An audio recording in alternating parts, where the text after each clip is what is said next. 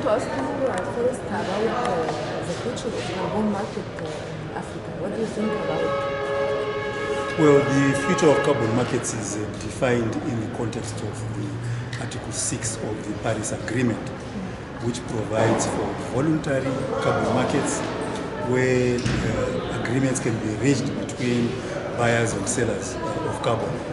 But there's also the provision, also in Article 6, for compliance carbon markets, where carbon is bought and sold in order to comply with the arrangements and the agreements, so the undertakings of individual countries in terms of the Paris Agreement. Now, regarding its future specifically, we are aware that we already have exchanges happening within the voluntary markets where African countries, African governments, in some cases individuals, are selling carbon to buyers of carbon through the voluntary markets.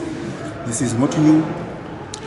In some ways it is a continuation of the carbon trading under the RED plus arrangements of the Kyoto Protocol.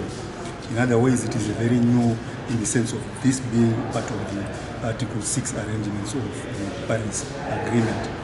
There are challenges with the voluntary carbon markets, challenges of transparency, challenges of the pricing of carbon, governance challenges regarding the ownership for instance, where the carbon is being stored in forests.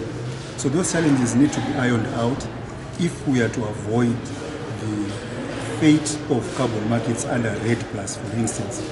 Particularly, we need to ensure that the price of carbon is adequate in order to meet the demands of communities and other sellers of carbon, to replace other potential competing uses for the land that is being dedicated to carbon sequestration. For the compliance markets, I think mechanisms are being put in place to ensure that there is in fact sufficient oversight, sufficient compliance with the provisions of the agreement, as well as a sufficient regulation of the operation of the market itself. So all in all, I think that carbon markets can contribute to climate finance in Africa. But for that to happen, there have to be certain conditions that need to be met. At COP27, it was the first time to talk about loss and damage. How do you see that this can be a real work in Africa? So actually, loss and damage has been on the agenda since more or less the Bali COP, and became an issue in 2013 in Warsaw. But then the discussion lost a bit of momentum, and as you say, it picked up again at COP27 in Egypt. The achievement of COP27 was to put in place a facility, a fund for loss and damage. There are still many things to be done in order to ensure that this fund becomes operational. There was a transitional committee that was put in place in Egypt, and I believe the African group of negotiators is part of that committee, which is looking at how the loss and damage fund can be operationalized. Now, this is critical for Africa because we are the continent which has the least capacity to adapt to the already occurring impacts of climate change. We are the continent that has also been asking for significant funding for adaptation to climate change. And therefore, a loss and damage facility, if it is properly structured and can make resources available to African communities, to African governments to recover from the huge losses that we are already experiencing from climate change, then that would be a very good outcome. We are confident that the Egyptian presidency of COP27 is doing all it can to ensure that this facility becomes a reality, and we look forward to COP28 operationalizing the facility. When we are talking about how climate change affects people's life, I think women and children are the most affected by climate change. How do you see that we can do something to help them? Because if we have a flood, if we have a dryness, women and children cannot move easily and cannot find security. What do you think we can do with this? You are right. The impacts of climate change are different by geography, by gender, by age even. and the ability to adapt to those impacts is also different. And we also are aware that women and children, in Africa in particular, are more vulnerable because they lack the resources, they have limited access to information, they have limited mobility. There are many factors which predispose them to be vulnerable to the impacts of climate change. In terms of addressing those vulnerabilities, we, for instance, at the UN have been working with governments to ensure that the nationally determined contributions are gendered. In other words, that all actions on adaptation or mitigation have a gender component which addresses the specific vulnerabilities of women, of men, of young people, but also that resources are made available and targeted. We also have a gender mainstreaming program to ensure that climate policies beyond the NDCs are also addressing the gender components.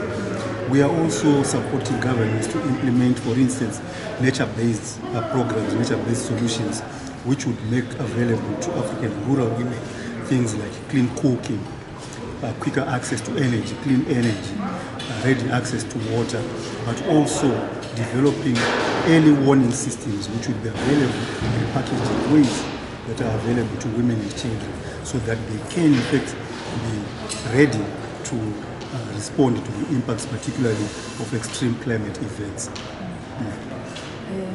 Okay, today the sessions were talking about using science and the adaptation solutions should be local, not coming from the other countries.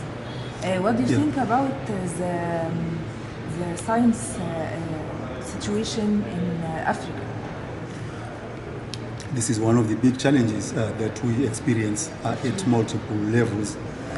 The first level is just the existence of weather and climate observation infrastructure in our continent. It is very limited.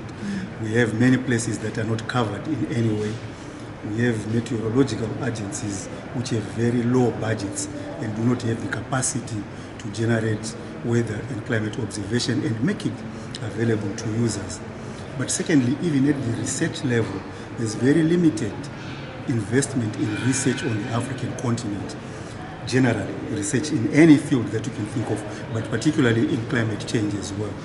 We have been contributing, we have a program at the UNECA which we call Climate Change, Climate Research for Development, CR4D. The objective of that program is to train young African scientists to interpret climate and weather information for development and policy making, as well as to make that information available to policy processes. It has been a hugely successful program, but it is also very expensive to invest in this kind of undertaking. And we hope that African governments, as well as the other contributors to climate finance, can make available funding to improve early warning systems, but also to improve the analytical capacities of African scientists at the second level. At the third level, the whole climate change narrative is directed by the findings of the Intergovernmental Panel on Climate Change. That is the scientific basis of the Paris Agreement, the scientific basis of all of the climate change decisions that are taken. However, the contribution of African scientists to the science which is used by the Intergovernmental Panel continues to be limited.